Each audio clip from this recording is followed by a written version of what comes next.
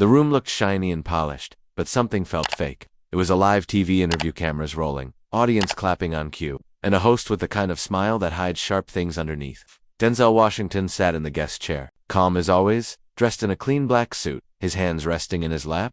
The host leaned forward with a smirk, pretending to be casual but digging deep. "You ever feel like you're just ... there, poster boy?" he asked, with a grin that said he already knew the answer. The studio chuckled lightly. Denzel didn't. He didn't blink, just looked at him, then down briefly at the phone resting face up on the table. One missed call. No name, just a place. Burkina Faso, Ibrahim Traoré.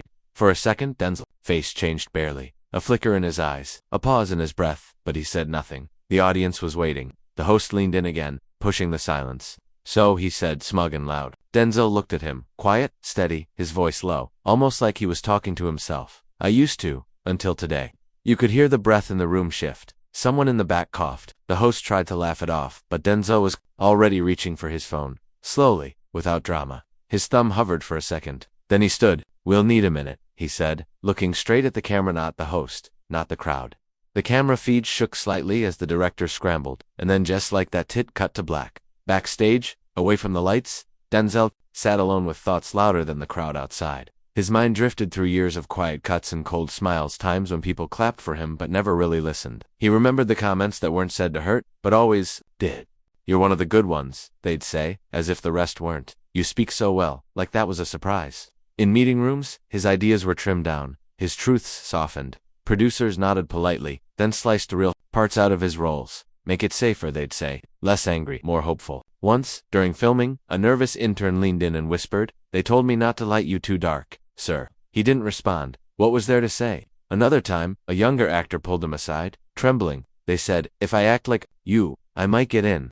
The boy looked proud and broken all at once. And then there was that fundraiser. Denzel wanted to support a school project in Africa. The answer from the board? Not marketable. Those two words stayed with him longer than applause ever had. He'd started to wonder if the whole system was built to smile in your face while pushing you down. Somewhere else, thousands of miles away, another man had no time for smiles. Ibrahim Traoré, in his dusty uniform, stood on rooftops, speaking truth without permission. Crowds gathered, villagers clapped, and in one rally, with sweat pouring down his face, he quoted a line from a Denzel film that no studio had wanted to keep in. "We were never meant to wait for justice. We were meant to fight for it." That moment exploded online across West Africa. As Denzel was being told to keep it light, Ibrahim was repeating his words through megaphones. "They didn't hire me to speak," Denzel whispered once, while staring at his own reflection.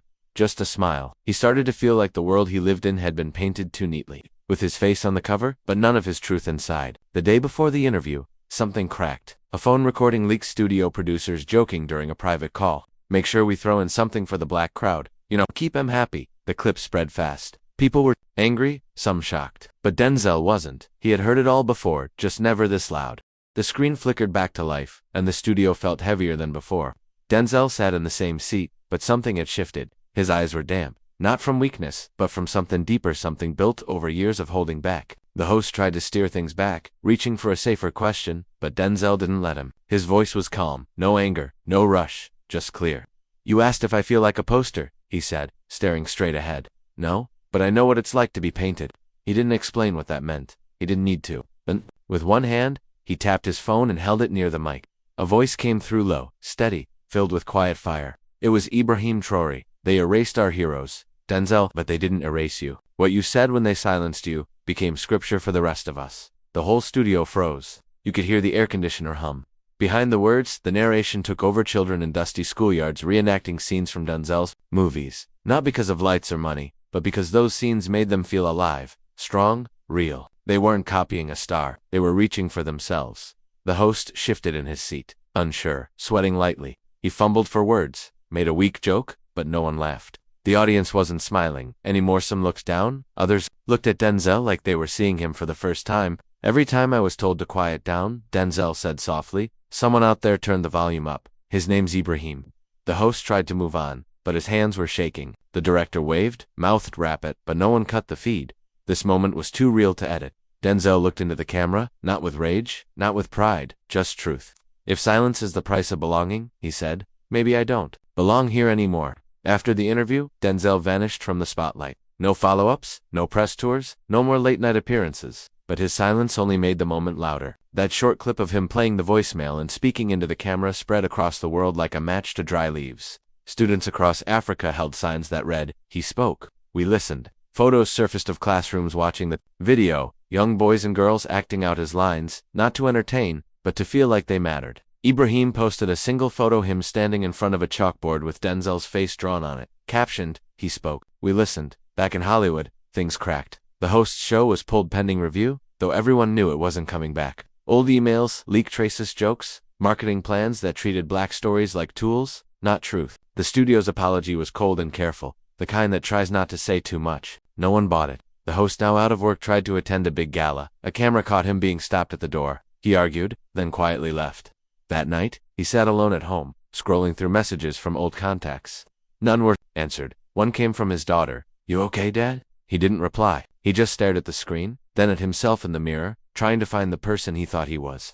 Somewhere else, far from all that noise, Denzel stood alone on a balcony. The sun was dropping behind the buildings. Everything was quiet. A little girl walking by looked up and smiled. "My brother started acting because of you," she said softly. Denzel looked down and gave a small smile. Tell him the world's his stage now. And that was it. No speeches, no headlines. Just the truth hanging in the air like the last line of a story. He never needed applause, just for someone to hear him. And finally, someone did. Across oceans, across borders, across time. The screen faded to black with white text. "You don't have to be loud to start a revolution, just honest." Ibrahim